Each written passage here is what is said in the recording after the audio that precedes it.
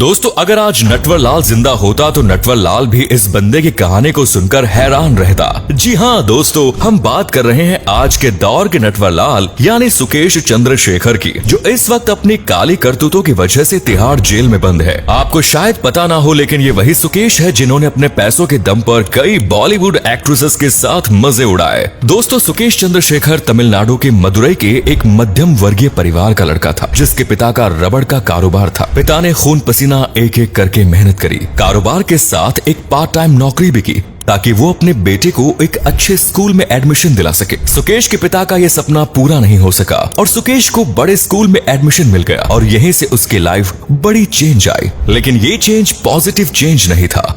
बड़े स्कूल में जाकर सुकेश इन्फेरियोरिटी कॉम्प्लेक्स का शिकार हो गया। स्कूल के बाकी बच्चे बड़ी महंगी कारों से आया करते थे और अपने पापा के साथ उनके पुराने स्कूटर से ये सुकेश आता था। इसीलिए सुकेश ने ठान लिया कि कैसे भी करके वो अमीर बनकर रहेगा। यहाँ वो कुछ अच्छा करके भी बड़ा आदमी बन सकता था, लेकिन उसने चुना ठगी का रास्ता और ये सब उसने अपने स्कूल के दिनों से ही शुरू कर दिया था। जब वो अपने स्कूल में था तभी उसने एरिया के पुलिस कमिश्नर के नाम से एक लेटर बनवाया जिसमें लिखा था कि वो पूरे कर्नाटक में कहीं भी आ जा सकता है। उस समय सुकेश बालिग भी नहीं था, लेकिन फिर भी वो बड़े आराम से गाड़ियों में घूमता था और कोई उसे रोकता भी नहीं था। लेकिन वो कहते हैं ना कि 4 दिन की चांदनी फिर अंधेरी रात, यहाँ भी ऐसा ही हुआ। दरअसल एक बार वो अपनी गाड़ी से कहीं जा रहा था और एक पुलिस ऑफिसर ने उसे रोक लिया। हमेशा की तरह सुकेश ने भी वही कमिश्नर वाला लेटर दिखा दिया, लेकिन उसे पता नहीं था कि ये ऑफिसर वही कमिश्नर है जिनके नाम से उसने फर्जी लेटर बनवाया है। ऑफिसर सारा माजरा समझ गया और उसके पिता और सुकेश को जेल में डलवा दिया गया। लेकिन इसके बाद भी सुकेश की गलतियों का सिलसिला नहीं रुका और बढ़ता ही गया। साल 2007 में सुकेश ने पहली बार एक बड़ी ठगी की। उसने एक बूढ़े आदमी से 1 करोड़ रुपए ठग लिए। ये पहली घटना थी, लेकिन इसके बाद सुकेश कभी नहीं रुका, बल्कि यहाँ से उसके हौसले बुलंद होते गए। मुख्यमंत्री एम करुणानिधि के समय में वो खुद को चीफ मिनिस्टर का भतीजा बताकर लाल बत्ती वाली लग्जरी गाड़ी में घूमता था। मुख्यमंत्री का भतीजा ही नहीं, बल्कि सुकेश कई बार खुद को IAS ऑफिसर, बड़ा नेता या बिजनेसमैन बताकर भी लोगों से पैसे ठग लिया करता था। इसी तरह उसने एक बार बिजनेसमैन को टेंडर दिलवाने का झांसा देकर उससे पैसे ऐंठे। दरअसल सुकेश ने एक IAS ऑफिसर बनकर बिजनेसमैन को कॉल किया और उससे कहा कि वो उसे एक बड़ा टेंडर दिलवा सकता है, लेकिन बदले में उसने बिजनेसमैन से 19 करोड़ की मांग की। टेंडर की लालच में बिजनेसमैन पैसे देने को मान गया, लेकिन उस समय उसके पास इतने पैसे नहीं थे। इसीलिए उसने कैनरा बैंक के लोन के लिए अप्लाई किया। हालांकि लोन भी आसानी से पास नहीं हो रहा था। इसीलिए सुकेश ने फिर अपना दिमाग लगाया और बैंक वालों को भी लालच देकर खरीद लिया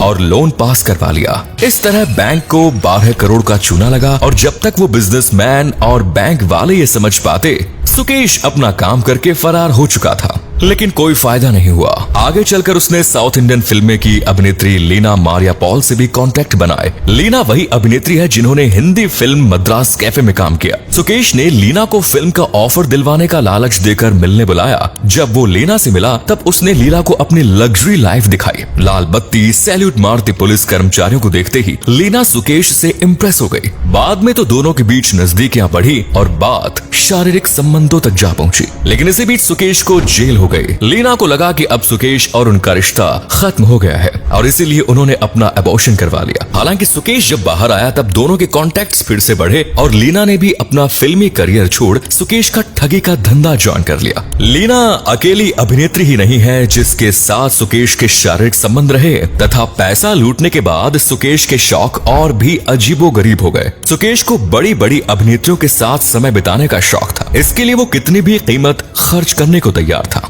उसने बॉलीवुड की फिल्म अभिनेत्री नोरा फतेही, भूमि पेडनेकर, जैकलीन फर्नांडिस, सारा अली खान जैसी कई हीरोइंस पर आजमाया, लेकिन इनमें से कुछ हीरोइनों ने उनके गिफ्ट एक्सेप्ट नहीं किए और उसका शिकार होने से बच गए। लेकिन जैकलीन फर्नांडिस उसका शिकार होने से नहीं बच सकी। गिफ्ट्स मिलने के बाद दोनों का संपर्क हुआ और हयात होटल में दोनों की मीटिंग फिक्स हो गई। जैकलीन को लेने के लिए सुकेश ने मुंबई एयरपोर्ट पर 1.5 लाख रुपए प्रति घंटे के किराए वाला एक प्राइवेट जेट भेजा, जिसके बाद हयात होटल में दोनों की मुलाकात हुई, जहां दोनों ने साथ में एक रात गुजारी। जैकलीन से संपर्क बढ़ाने के लिए सुकेश ने उनके विदेश में रहने वाले रिश्तेदारों को करीब 7 करोड़ रुपए के गिफ्ट्स दिए।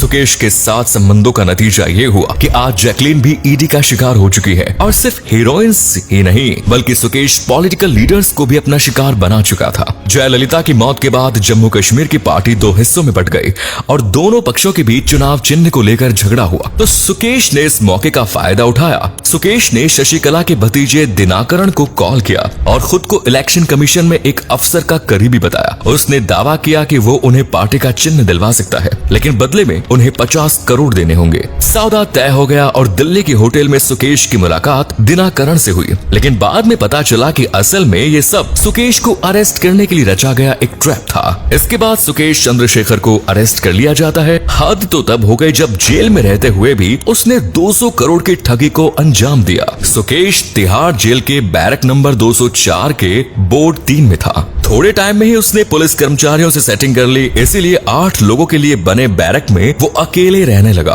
और वहीं से अपने कारनामों को अंजाम दिया करता था। यहाँ तक कि जेल में उसने iPhone 12 तक चेंज कर लिया था। उसके कमरे के सभी सीसीटीवी कैमरास को ढक कर रखा जाने लगा। शिवेंद्र मोहन सिंह नाम का एक बिजनेसमैन जिसने बड़ा घोटाला किया था और जेल में बंद था, सुकेश ने उसकी पत्नी को अपना शिकार बनाया। सुकेश बहुत चालाक था। वो अपने आसपास रह रहे कैदियों को ऑब्जर्व किया करता था। किसी दौरान उसने शिवेंद्र को ऑब्जर्व किया। शिवेंद्र उस झील से निकलने के लिए बहुत बेचैन था। उसने शिवेंद्र से अपनी नजदीकी बढ़ाई और उसके करीबियों की जानकारी ली। धीरे धीरे करके उसने शिवेंद्र की पत्नी अदिति का नंबर ले लिया और फिर बड़े ही चालाकी से अदिति को कॉल करके उसने कहा कि मिनिस्ट्री ऑफ लॉ का एक अफसर है और सरकार शिवेंद्र को जेल से बाहर निकालने का प्लान कर रही है, क्योंकि मेडिकल क्षेत्र में उसका काफी योगदान है और कोरोना टाइम में शिवेंद्र जैसे लोगों की देश को काफी जरूरत है।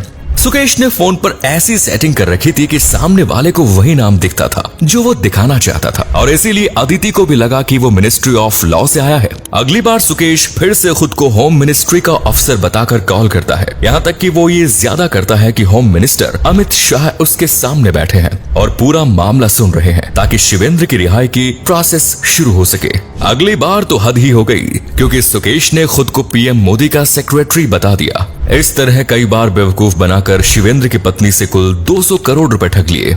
ये पैसा दुबई और हांगकांग के अकाउंट्स में ट्रांसफर करवा दिया गया। सुकेश ने उससे ये बात किसी और को बताने के लिए ये कहकर मना कर दिया कि इससे गवर्नमेंट की बेइज्जती होगी और इस सब के लिए उसने जेल की पुलिस को 30 से 35 करोड़ रुपए दिए।